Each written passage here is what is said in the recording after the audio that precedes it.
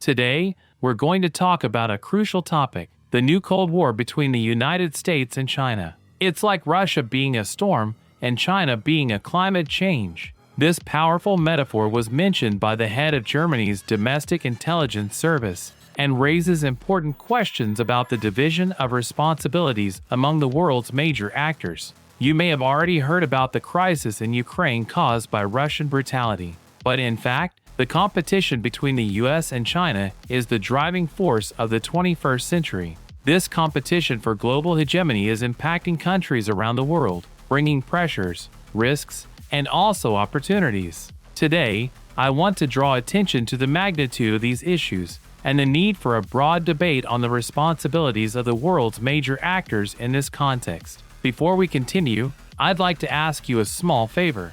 If you're enjoying our content and want to help us reach more people, please leave a like, and if you haven't subscribed to the channel yet, please do so. We're almost reaching the milestone of 1,000 subscribers, which will allow us to dedicate more time to producing content for you. Now, without further ado, let's get straight to the point.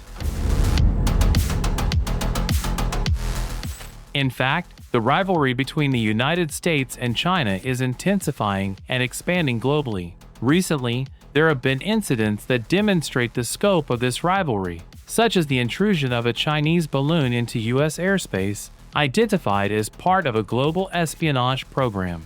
This is just one example of how the two powers are vying for supremacy in various areas. The U.S. shot down the balloon and imposed sanctions on Chinese companies. Additionally, they destroyed an object flying over Alaska and thwarted the installation of a submarine digital cable project by China. Countries like the Philippines, Japan, and the Netherlands are also aligned with the U.S., restricting exports to China and expanding defense alliances. Last year, NATO included China in its strategic concept. The U.S. funded arms purchases for Taiwan, and the AUKUS alliance was formed, bringing together Australia, the United Kingdom, and the United States in advanced military cooperation. These are just a few examples that show how the competition between the US and China is becoming increasingly global. This rivalry affects various areas, from military dominance to technology and the economy. We are witnessing a battle for power that spans the entire globe.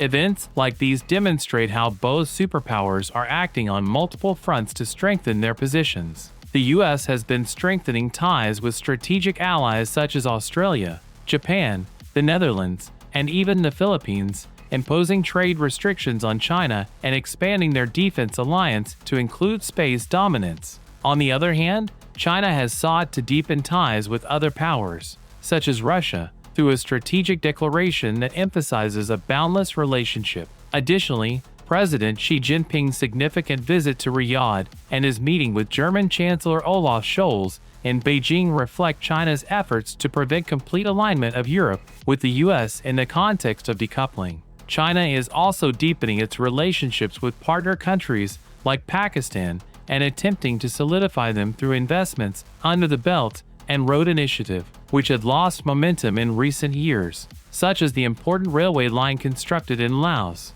We are now witnessing a growing global dimension in the rivalry between these two powers. Last year, various events showed us that this competition extends beyond their borders and has significant repercussions for the world. The inclusion of China in NATO's strategic concept, the U.S. funding weapons purchases for Taiwan, and the intensification of the AUKUS alliance are just a few examples of how this competition manifests on an international scale. These are only glimpses of deep and methodical work on an international scale, which is an integral part of the duel alongside internal and bilateral actions. We are in a kind of Cold War. We are witnessing a major strategic competition between the US and China, which are not only playing on their own board but on the global one, considers Alicia Garcia Herrero, Chief Economist for Asia at investment bank Natixis and Senior Research Fellow at the Bruegel think tank. Thinking that the waters would calm down just because they met in Bali and signaled a thawing of the ice was very naive.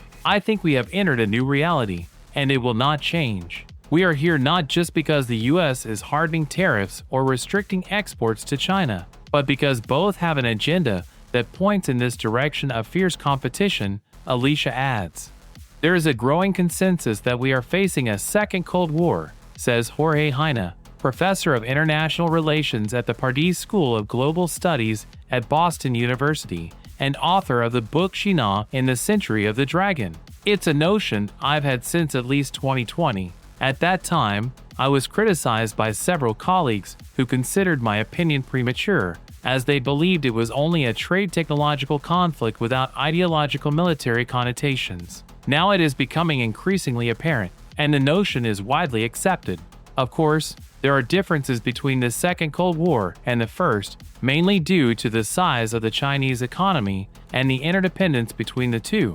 These are important differences, but in many other aspects, they are similar, and this dynamic will continue. There are no signs that this will change in the immediate future, says Heine, who served as Chile's ambassador to China. We are living in a global Cold War where the United States and China are playing on different boards. The consequences are profound and affect us all. We can no longer ignore this new reality that is here to stay. Miko Hutari, executive director of the Mercator Institute for China Studies, agrees that there are strong similarities to the First Cold War. We are witnessing a nuclear arms race and ideological competition, entering into a realm of low-intensity conflict. The region is the subject of intense and profound activity from both sides. The U.S. has been strengthening ties with its allies, as demonstrated by the establishment of the AUKUS alliance, which will enable Australia to have a fleet of nuclear-powered submarines, the growing support for Taiwan, the extension of cooperation with Japan into the space domain, or expanding access to Philippine bases. The U.S. High Command itself is signaling that the next compasses will witness the greatest military changes in decades, says Hutari, but Washington is operating on different levels. Heine highlights the attempt to bring India, another giant with the capacity to define balances, into closer alignment. In the first decade of this century, the United States was focused on the war on terrorism. Obama already tried to change that with what he called the pivot to Asia, comments Heine. That turn had problems happening. The Middle East continued to demand Washington's attention, but gradually it evolved, and in that view, India has an important role. The logic is obvious, given India's size and its concerns about China. For years, Washington has been trying to cultivate this relationship with a clear alignment between former President Donald Trump and Indian Prime Minister Narendra Modi, with the Quadrilateral Security Dialogue (Quad) Forum, alongside Japan and Australia, and more recently, by the Biden administration, labeling India as a friendly country and urging American companies to redirect their production to India and other countries to reduce dependence on Chinese manufacturing. Apple is working on it, and its production in India or Vietnam has increased. However, according to Heine, this movement has its limitations. First, because the Indian economy is much smaller than the Chinese economy. Then, because New Delhi is not integrated into regional cooperation mechanisms, says the analyst. Moreover, I doubt that in the region, the attraction of being a potential manufacturing relocation destination is superior to what China offers in terms of investment in infrastructure and trade. The American market is closed. The decoupling from China may gain strength in the long term, but not in the short term. It is very difficult to take off, prepare the workforce, the logistics, and therefore it does not constitute a decisive incentive. These events are just a few clear examples of how the competition between these superpowers encompasses multiple aspects and extends across the global board. The struggle to approach countries that are not clearly aligned, such as Indonesia, is strong, sometimes with short-term ministerial visits. In some countries, there are considerable fluctuations in public opinion.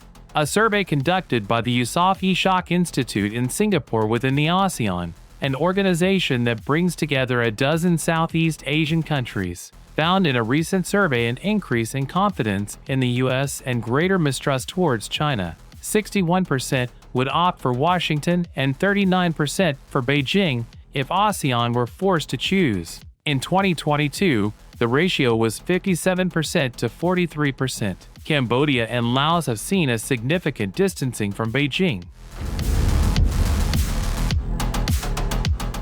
Within the EU, there are different perspectives regarding China and the influence of the United States. Some countries in the eastern flank, which consider a close relationship with the US as a real protection against the Russian threat, are willing to support the tough competition policy proposed by Washington towards Beijing. However, other countries, like Germany, fear that a distancing from trade interests with China could have serious consequences for their economies. Germany and other countries have sought to avoid the formation of blocs and a rupture between the US, China, and Russia. There is a tendency to seek alignment with countries such as France, Italy, and Spain in order to avoid extreme polarization. However, the EU's dependence on China for the supply of strategic raw materials and essential products in the green transition creates a scenario where Beijing can exploit its position of power. Faced with this complex situation, the European Commission seeks to chart its own path. On the one hand, it is working on a plan to ensure greater autonomy in strategic raw materials to reduce external dependence. On the other hand, it avoids adopting the American language of complete decoupling and proposes a more cautious approach focused on risk reduction. Within NATO, the US has managed to include China in the alliance's strategic concept. However, due to resistance from European allies, the reference to China was less emphatic than Washington would have liked. There is a search for a certain rhetorical cohesion and institutional action within the Atlantic community, but the challenges are significant. Unfortunately, Europe finds itself in a vulnerable position in this strategic competition. The EU is subject to pressures and divergent interests from both the United States and China, without having a clear option to take sides. The lack of cohesion and deficits in essential areas such as security, digital technology, and the green transition make the EU susceptible to external influences. It is important to recognize that strategic competition is not limited to a single continent or bloc. The EU must seek to balance its internal priorities with global challenges. International cooperation and the defense of European interests will be crucial in this regard.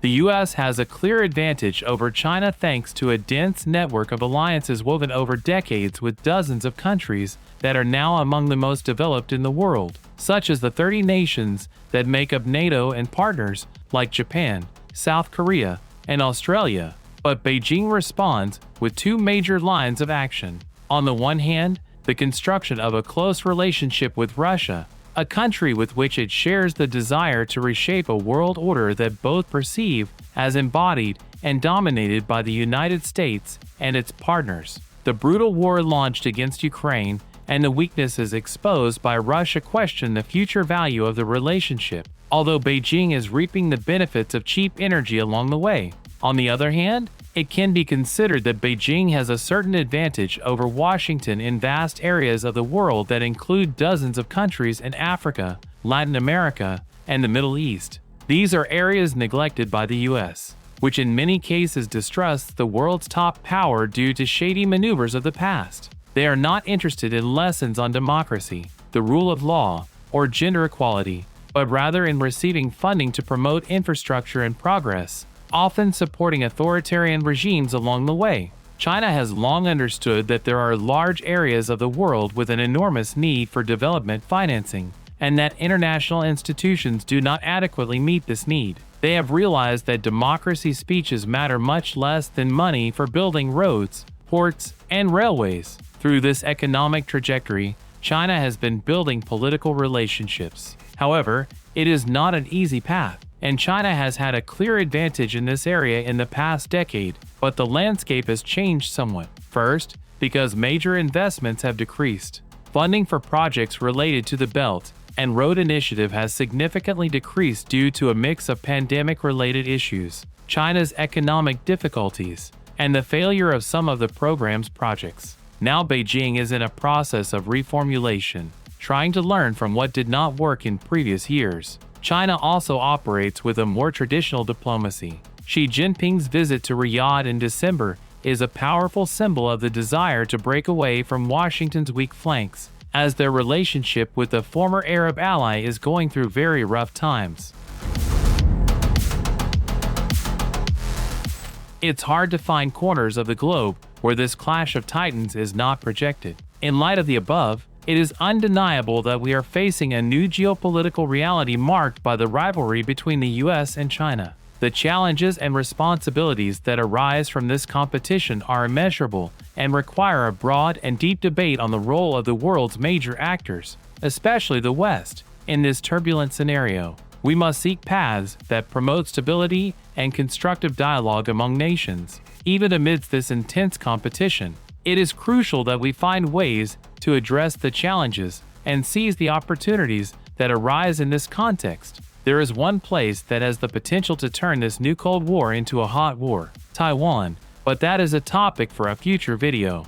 The competition between the US and China will shape the course of international relations in the coming decades, and it is our duty to confront this reality with wisdom, balance, and responsibility. If you enjoyed the video, don't forget to leave a like, and if you're not subscribed to the channel yet, please subscribe. In the coming weeks, we will be bringing extremely relevant information about the global landscape, and you won't want to miss it. Comment below with your opinion on the topic, especially if you are from any of the countries mentioned. I would greatly appreciate it, and it would further enrich the discussion.